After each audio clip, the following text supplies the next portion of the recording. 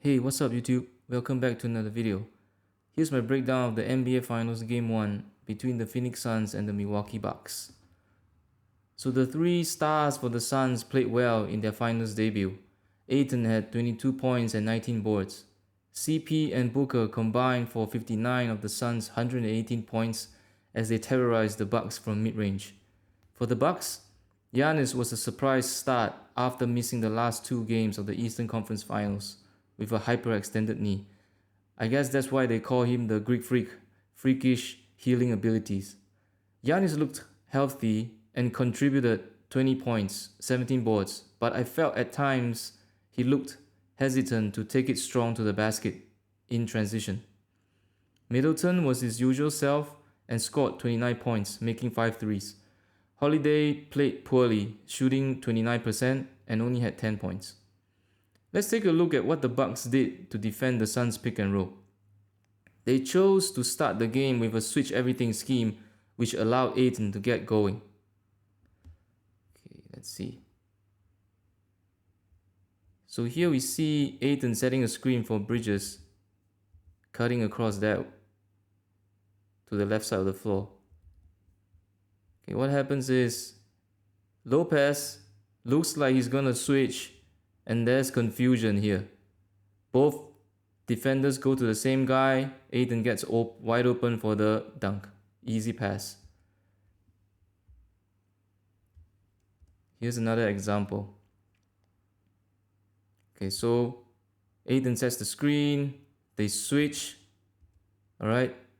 Now we have Tucker, who's a smaller defender guarding Ayton, running into the paint. And it's an easy shot over the top. Let's look at another example here. Okay. So here we see the play developing. Booker gets a handoff.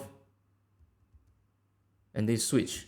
So Holiday is now supposed to be guarding Ayton. Let's see what happens here. He gets caught on the wrong side. And Ayton gets wide open for the lob again. Right?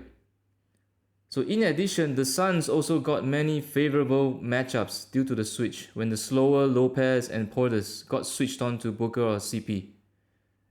Let's have a look. Okay, here we see CP dancing with the ball, Lopez trying to guard him at the elbow. Right, he gets into his favorite elbow jumper. All right, but he misses this one. So again, another switch, and they get Lopez guarding Booker at the top of the key. Okay, so here he uses his quickness. He gets by, all right, and makes the bank shot for 2. In the second half, the Bucks tried to change up the look on the pick and roll defense by going to drop coverage, but the Suns also handled that with little trouble. Okay, let's have a look here. Okay, so we see the screen at the top. All right, Lopez is in drop coverage, and look at Booker. So they are running their Spain pick and roll right now. All right, and let's see what happens.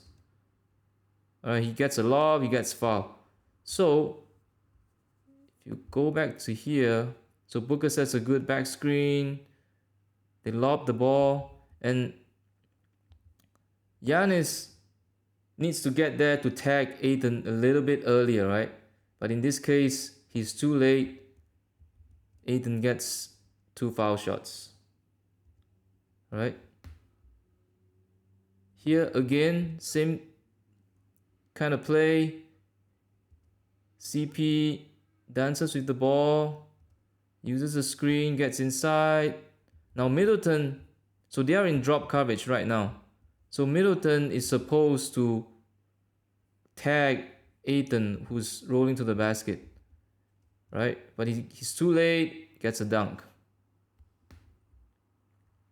Okay, another example here. So we see Booker has the ball, he rejects the screen, he sneaks into the paint. So look at what Lopez is doing. His man is all the way out here. Aiton is not even in the play, but he drops so deep and he doesn't even try and stunt at the ball or contest the shot, and Booker gets an easy mid-range jumper.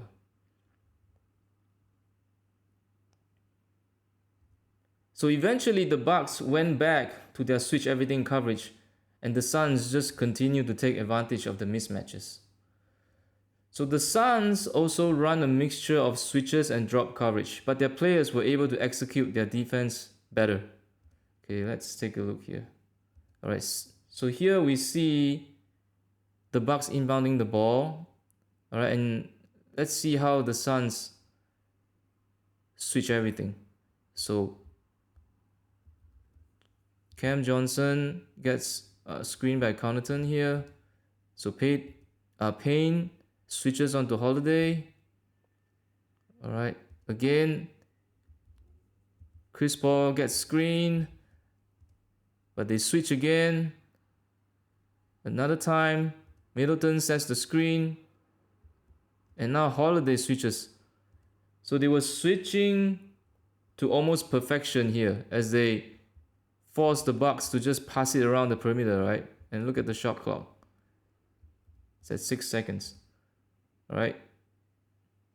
They had no choice but to toss up a contested 3 at the end of the shot clock. So when they are in drop coverage, so we see here, so Aiton is gonna be in drop coverage here. Okay, so we see Middleton use the screen, gets downhill. So Aiton is in drop coverage now, but he's mobile and he has active hands here, and he manages to disrupt the pass for the turnover, right? And the Suns get in transition. So there you have it. I expect Giannis to be more aggressive and possibly post up more in game 2. He was having some success posting up in this game. Now defensively, the Bucks can probably try to blitz some of the pick and rolls to try and force the ball out of CP or Booker's hands. If they cannot execute their defense better in game 2, you can expect the Suns to go up 2-0.